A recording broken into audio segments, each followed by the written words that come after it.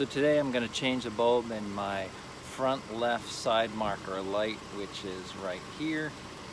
So we're going to go ahead and see what bulb goes in there and how to access that. So it should be pretty simple. This is a C300 2010, and we're probably going to change both sides. So here's the error that I'm getting inside. Check front left side marker lamp. So when that comes on, that side marker that I just showed in the front is the side marker that probably has a bulb that needs to be changed out.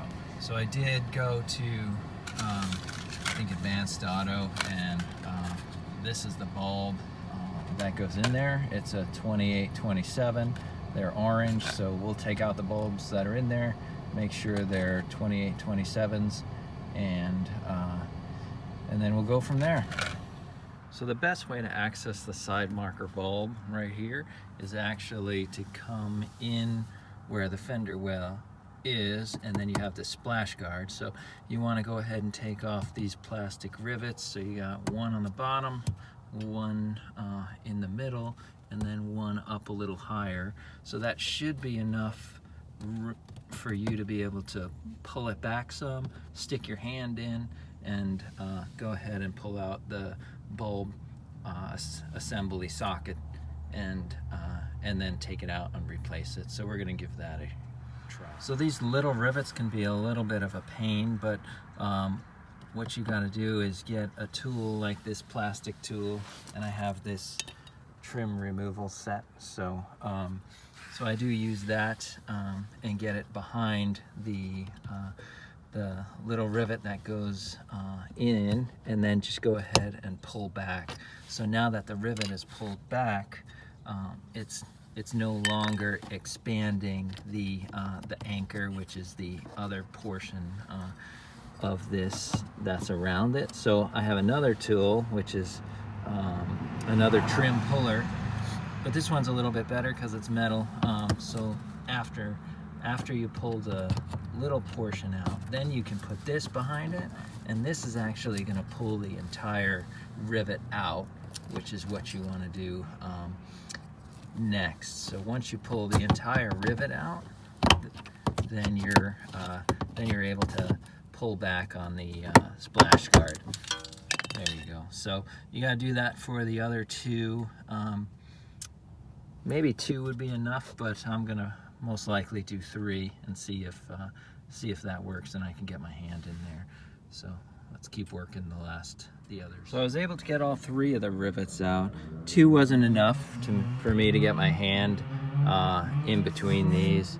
So so once you get all three of them out, then you have a decent amount of room, and then you can get your hand in here.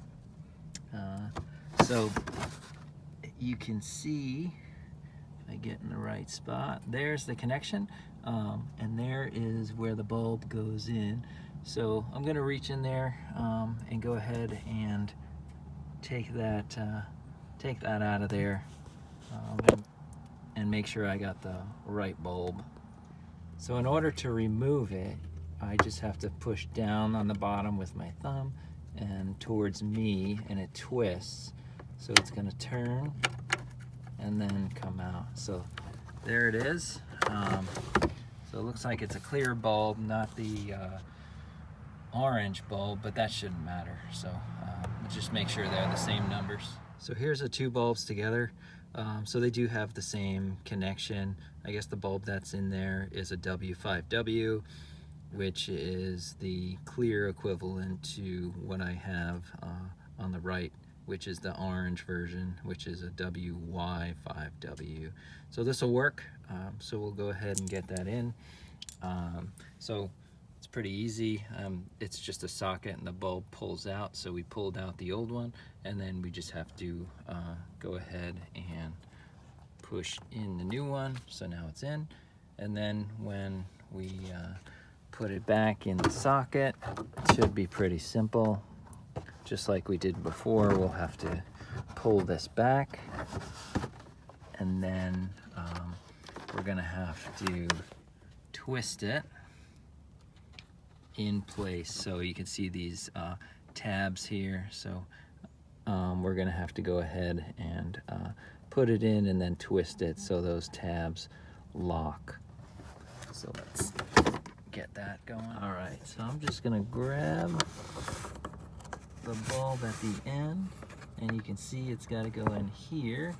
So like we did before, we'll move it a little bit until it sits in there.